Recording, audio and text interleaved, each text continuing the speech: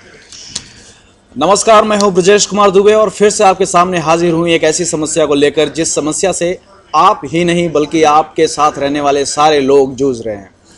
आज उन समस्याओं के बारे में हम बात करेंगे जो कि यंग जनरेशन हमेशा फेस करती है। मुझे डर भी लगा रहता है कि अक्सर कोई मेरे को पीछे से मारने वाला है या फिर आगे से मारने वाला है। दोनों तरफ से लोग मारे जा रहे हैं या मरवाए जा रहे हैं। इस बात का कन्फ्यूज़न बहुत ही ज़बरदस्त है। आइए हम इस बारे में बात करते हैं। हमारे चीफ गेस्ट, मुख्य अतिथि सचिन शर्मा। आप सोच रहे होंगे तेंदुलकर, मुझे पता था, लेकिन यह है सचिन शर्मा और इनसे बात करते हैं कि ज़िंदगी में इन्होंने क्या क्या आभास किया है। कुछ नहीं किया इन्होंने। वेस्ट है इनकी जिंदगी, कुछ नहीं किया इन्होंने अपनी जिंदगी में। He is a tragedy king. इनकी बात हमेशा चार प्रॉब्लम में रहती है। पूछ लो कभी भाई की, कभी पापा की, कभी मम्मी की, आधी तो इनकी खुद की बनाई हुई प्रॉब्लम्स होती है। अब आप इनसे खुद ही विस्तार में बात कीजिए इस बारे में। देखिए चेहरे से कितने शांत है ये, दुख के हमारे कुछ बोल भी नहीं पा रहे हैं। देखिए सिचुएशन बिल्कुल गंभीर होता हुआ नजर आ रहा है क्योंकि सचिन बुरी तरह से फंस चुके हैं। जब इनसे सवाल पूछा जा रहा है कि आखिर क्या हादसे आपके साथ होते रहते हैं, तो यहाँ पे रोहन शर्मा जो कि हमारे दूसरे चीफ गेस्ट हैं, वो बता रहे हैं कि आधे से ज्यादा आरोप इन पर ये लगाए गए हैं कि ये प्रॉब्लम्स खुद पैदा करते हैं, हाँ। सॉल्व करने के लिए दूसरों पे छोड़ देते हैं। Yes. और यहाँ तक बताया जा रहा है कि कई बार इन्होंने लोगों को गटर में डाल दिया है और उस गटर पे मिट्टी तक डालने का काम भी सचिन शर्मा ने किया है। क्या ये सारे इल्जाम जो आप पे लगाए गए हैं सचिन जी, आप इन्हें सच मानते हैं? जी नहीं, बिल्कुल नहीं। ये ना तो मैंने कोई गटर खोदे, ना मैंने मिट्टी डाली, बल्कि जहाँ मिट्टी डली हुई थी मैं उस गटर के वहाँ गिर गया। लोगों ने समझा कि मैंने उनको गटर में डाला और किसी को मिट्टी डाल दी। ये बेबुनियाद हैं, कहीं कहीं बातें हैं। जवान लड़कियों के धड़कते दिल को आप क्या महसूस करते हैं? बिल्कुल जी, हर जवान दिल उसको महसूस करता है तो मैं क्यों। आपने उसे छू कर महसूस किया है या फिर दूर से ही सुनाई दे देती है आजकल? कुछ छू के महसूस किए हैं, कुछ ये सुनाए। वीडियो इनके घर पे भेज दीजिए। छू कर महसूस किया, कितनी लड़कियों के जवान दिलों के धड़कन को आपने महसूस किया है? Sorry, can't comment. देखिए कमेंट नहीं कर रहे हैं, इसका मतलब ये झूठ बोल रहे हैं, गलत है। कमेंट नहीं कर रहे हैं। देखिए नहीं, कुछ भी अक्साया जाए, ये मेरा प्राइवेट मैटर है। प्राइवेट मैटर क्या है? आप is a politician, everything is in public.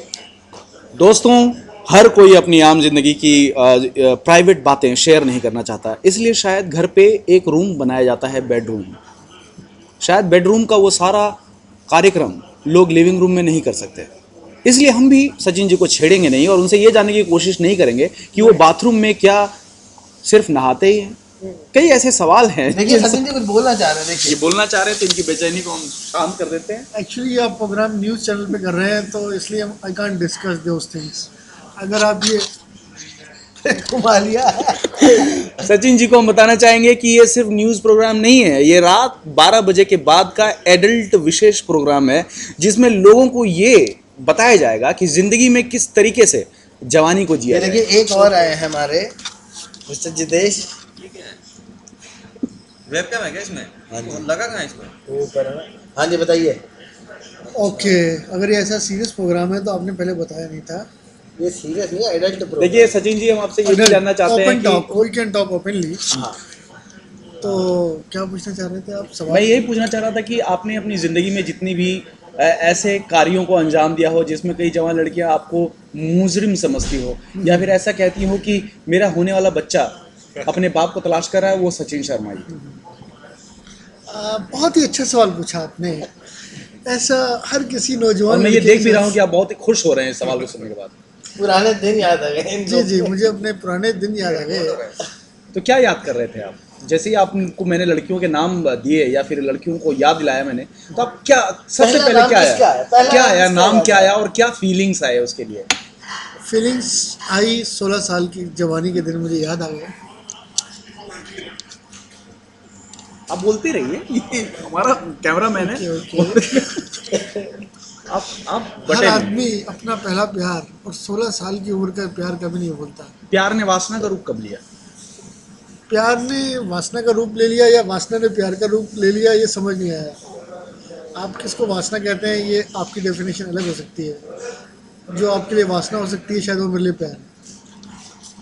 ये था सचिन जी का निजी जीवन। इस पर हम और भी नज़र डालेंगे और ये जानने की कोशिश करेंगे कि आखिर कहाँ तक एक इंसान उस चीज़ को हासिल करने के लिए गिर सकता है या फिर ऊपर तक जा सकता है। सवाल कई हैं, इस प्रोग्राम को हम जारी रखेंगे। जारी रखने से पहले हम आपको बताना चाहेंगे कि जवानी की हुई गलतियों से आप बहुत कुछ सीखते हैं, तो इसलिए गलतियां कीजिए और एंजॉय कीजिए, क्योंकि ज़िंदगी यही है और इसी को कहते हैं जवानी को जीना। कहना चाहूँगा, फिर से सचिन जी कुछ कहना चाहते हैं तो कैमरा हम उनकी तरफ मोड़ते हैं। बात आपने कही, गलतियों से आदमी सीखता है, बिल्कुल आदमी गलतियों सीखता है, फिर सही करता है, फिर गिरता है, फिर खड़ा होता है। यही जीवन का क्या बोलते हैं, जीवन का फंडा है, जीवन का फंडा है, जो मुर्गी का अंडा है, जो मुर्गी का अंडा है, इसे और जो न मिला वो डंडा है, और इसको सीखते रहना चाहिए। जी हाँ, बहुत बहुत धन्यवाद सचिन जी, आप इस प्रोग्राम में आए और आपने हमारे श्रोताओं को बहुत से ज्ञान दिए। दर्शकों को उम्मीद है कि बहुत ज़्यादा फायदा हुआ होगा। धन्यवाद सचिन जी इस प्रोग्राम में आने के लिए। आप देखते रहिए आगे के कार्यक्रम को जानने के लिए।